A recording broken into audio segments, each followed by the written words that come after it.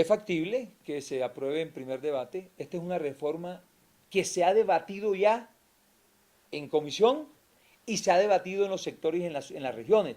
O sea, esa discusión que hemos dado, y créame que para nosotros, para nuestra bancada, el grupo de ponentes y coordinadores de todas las bancadas, era inminente, obsesivamente responsable estudiarla a fondo. Nosotros dijimos desde un principio que artículo que no se leyera, artículo que no se estudiara, era artículo que no podía pasar a la ponencia. Y hoy, afortunadamente, hemos logrado estudiar y en este momento todavía estamos haciendo algunos ajustes para poder radicarla a las 11 de la mañana, hora prevista para tales fines. Así es. Eh, Se va a grabar, hay una propuesta de grabar, pero a las personas, a las sociedades jurídicas y a las personas naturales que saquen dividendos de sus sociedades y de sus empresas con unos topes. Sí, pero el dividendo que se va a grabar es el dividendo que sacan de las sociedades como a la persona natural. El dueño o el propietario de la sociedad lo saca. Ese es el dividendo que se va a grabar para incentivar a que el dividendo sea reinvertido en generación de empleo y en fortalecimiento empresarial. Se va a grabar, hay una propuesta de grabar, pero a las personas, a las sociedades jurídicas y a las personas naturales que saquen dividendos de sus sociedades y de sus empresas con unos topes.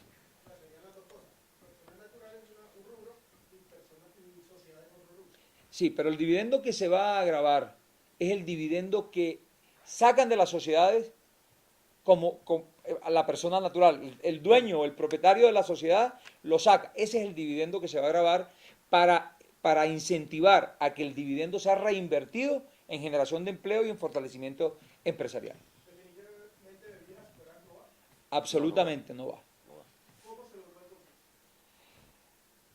El consenso se logró Con con... argumentos. No, no. Yo creo que el argumento, que hay dos criterios que se posaron en este sentido. Uno, el tema de salud.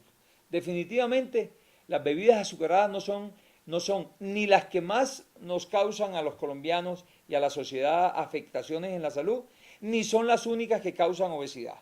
Aquí, o tendríamos que darle un tratamiento de equidad a todos los sectores y grabar todos los sectores que de alguna manera producen algún tipo de afectación a la salud o a ninguno. Pero aquí legislar para tributar, para gravar a sectores exclusivamente, eso es imposible. Además tiene un cuestionamiento constitucional que no queríamos ni siquiera llegar a ese punto para no asumir riesgo a que la reforma se cayera.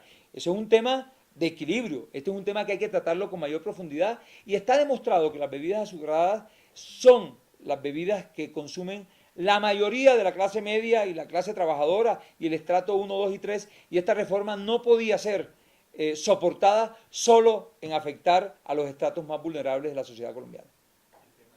Se hizo una especie de audiencia pública entre varios de nosotros, con la presencia de varios de nosotros ponentes de esta reforma y un número importante de representantes de iglesias alrededor del país, donde ellos presentaron sus inquietudes, sus inconformidades y sus reflexiones. Para no alargar la explicación, acordamos que las iglesias como tal van a quedar cobijadas bajo la figura de declarantes mas no contribuyentes, haciendo la diferenciación con que una cosa, digamos que institucionalmente son las iglesias, donde se hacen los cultos, en términos igualitarios para toda suerte de religión, y otra, las personas naturales que de una u otra manera trabajan en esas iglesias. Iglesias que en no pocas ocasiones tienen otra serie de actividades que son comerciales. Esas tienen un régimen tributario distinto a la propia iglesia. Se acordó entre los ponentes y el gobierno nacional que sus utilidades sean reinvertidas y que la decisión de hacerlo escalonadamente sea pro rata entre el gobierno nacional y las directivas de las cooperativas. Una parte de eso, que es hasta el 20%, serán distribuidas para la educación superior y para el sector salud. Y allí se tendrá en cuenta porcentualmente al inicio 10% por parte del gobierno nacional, quien será el que haga la destinación, y el otro 10% por las propias cooperativas. Y en el término de 2 o 3 años, no preciso, ya será el 100% de eso que lo destine el gobierno nacional.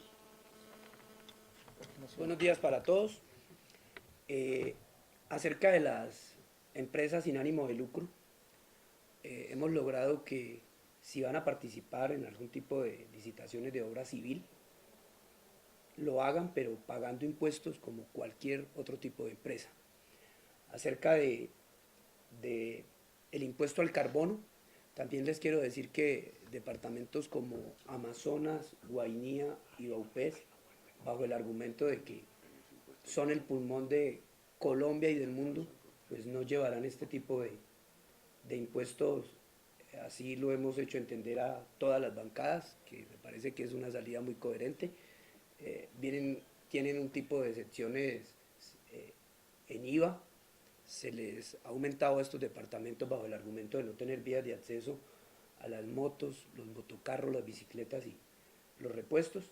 Y hoy estamos tratando de conciliar con los ponentes acerca de un impuesto para que departamentos como Guainía y Vaupés salgan de ese rezago a nivel nacional que tienen por ser los últimos en todos sus índices, acerca de el impuesto del impoconsumo, para que sean tratados como lo tiene hoy San Andrés, Providencia, Santa Catalina y Amazonas. Estamos en eso, pero aún no hemos llegado a ningún tipo de acuerdo. El impoconsumo se mantiene, por supuesto. Les recuerdo que hoy los únicos departamentos exentos de eso son Amazonas, San Andrés, Santa Catalina y Providencia. También, con la nueva tarifa que les... 50%. 50%, una tarifa del 50% que se les ha incluido al tabaco. Yo no puedo asegurar que se refiere al señor vicepresidente, pero sin embargo creo que no hay que hacer mucho esfuerzo para reconocer la labor que el señor vicepresidente ha venido haciendo, liderando los programas de infraestructura y de vivienda en el gobierno del presidente Santos. Yo creo que hay un reconocimiento nacional, un reconocimiento absoluto de su trabajo, de lo exitosa que ha sido la política de vivienda liderada por él y la política de infraestructura. Todo el tema de mejorar la infraestructura vial en este país es un tema de reconocimiento público. Entonces yo no creo que el ministro de Hacienda se refiera al vicepresidente Germán Vargas. Aquí cada quien tiene una responsabilidad. El ministro Cárdenas tiene una responsabilidad desde el punto de vista financiero y tributario y ha hecho lo propio y lo pertinente para beneficio del país. La ministra de Cultura tiene lo propio y su responsabilidad en el tema de cultura y así lo hace de esa manera, el ministro de Salud de igual manera. Entonces yo creo que más que crear o de hacer especulaciones y suposiciones que enfrenten políticas del Estado que pertenecen a un mismo gobierno liderado por el presidente Juan Manuel Santos, porque entre otras él es el presidente y es quien ha dispuesto que sea el vicepresidente Germán Vargas quien lidere este tipo de política, pues yo creo que está de más decirlo. El reconocimiento es absoluto, es contundente y creo que lo que hay que evitar es las especulaciones que nos generen confrontación.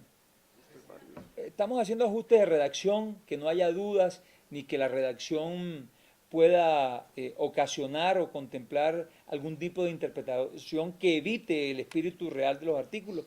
Entonces, yo creo que son ajustes más bien de redacción, pero de fondo la reforma es una reforma bien estudiada. Nosotros dijimos en Blue Radio en algún momento que no nos íbamos a dejar meter el bombombón en la boca y no lo hemos hecho. Aquí no ha habido ningún asomo de contraprestación por parte del Estado y por parte del gobierno para agilizar de manera incorrecta esta reforma. Todo lo contrario, aquí quienes pusimos el ritmo del tiempo fue precisamente el grupo de ponentes y coordinadores que nos dimos a la tarea con el equipo de gobierno, porque en esto uno no puede dejar de decir cosas que son ciertas, con el equipo del gobierno, que lo tuvimos allí como un apoyo técnico importante, sacar adelante esta primera ponencia o esta ponencia para primer debate de manera contundente, disciplinada, muy estudiada y que nos va a permitir hacer una buena discusión en las comisiones y en las plenarias de Cámara y Senado. No, hay unos productos que vienen ya grabados que no pudimos en el primer debate, en la primera discusión, eliminar, como el caso de los aceites. El aceite refinado tiene una tarifa general de IVA. Nosotros consideramos que ese producto de canasta familiar debe pasar a la tarifa del 5%, bajar del 16% como está hoy al 5%. No logramos obtener eso para primer debate. Sin embargo, nosotros, este grupo de parlamentarios, planteó la necesidad de hacerlo. Vamos a ver en la plenaria de las conjuntas qué pasa, si podemos lograr esto, pero de lo contrario, no. El azúcar, que estaba planteado grabarla, y es un producto de primera necesidad, no aceptamos que se grabara y quedó igual a la tarifa que viene en este momento como está vigente. La ponencia que radiquemos hoy, digamos, la de la Unidad Nacional, algunos artículos lo puedan acompañar sectores de otros partidos que han participado en la discusión.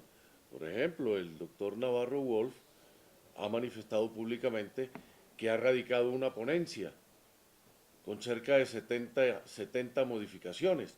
Seguramente no va a contar con la suerte de que se le acompañe, pero sí podríamos contar con él para acompañar parte del articulado. Y lo propio podría decir yo, anticipándome a ello, que a lo mejor de otros sectores políticos también resulten apoyos sueltos a uno que otro artículo que les pueda llamar la atención. Comenté ya hace varios minutos atrás que nosotros tuvimos algunas inquietudes sobre el impacto que podría representar el incremento propuesto en el proyecto en materia de IVA del 16 al 19%. Evidentemente, nosotros acompañamos la idea de al menos incrementar un punto del IVA muy al principio con fines sociales, particularmente para el sector de la salud y de la educación. Y a partir de allí resultó también el interés de incrementarlo un punto adicional hasta llegar al 18%, sobre la base que con ello podríamos preservar lo que hoy existe para la figura de los asalariados y evitar golpearlos incrementándole la tarifa de impuestos y ampliando la base gravable. Ello evidentemente concitó un consenso de la comisión de ponentes, hubo un pulso interesante, discutido con mucha altura con los altos funcionarios del gobierno nacional y como lo dijo el representante Padaví, al final el consenso de los ponentes de mantener, como hoy se encuentra tributariamente, la figura de los asalariados, fue lo que nos impulsó a lograr también un consenso con el gobierno nacional de que el IVA finalmente se le proponga al Congreso de la República por la vía de esta ponencia del 19%. Ustedes deben saber que es la fuente, como ya se dijo, más importante de recaudo al interior de este proyecto de reforma tributaria y evidentemente, como siempre se ha dicho, es la médula de la misma. Por ello, se acepta el incremento y se sugiere llevarlo del 16 al 19%. Yo debo recordarles a ustedes que la comisión de expertos propuso incluso que se incrementara el nivel del IVA más allá del 20%. Sin embargo, nosotros, en una decisión consensuada, comprometida y responsable, acordamos que con el 19% era suficiente y que con ello podríamos preservar el poder adquisitivo de los colombianos y particularmente de los asalariados.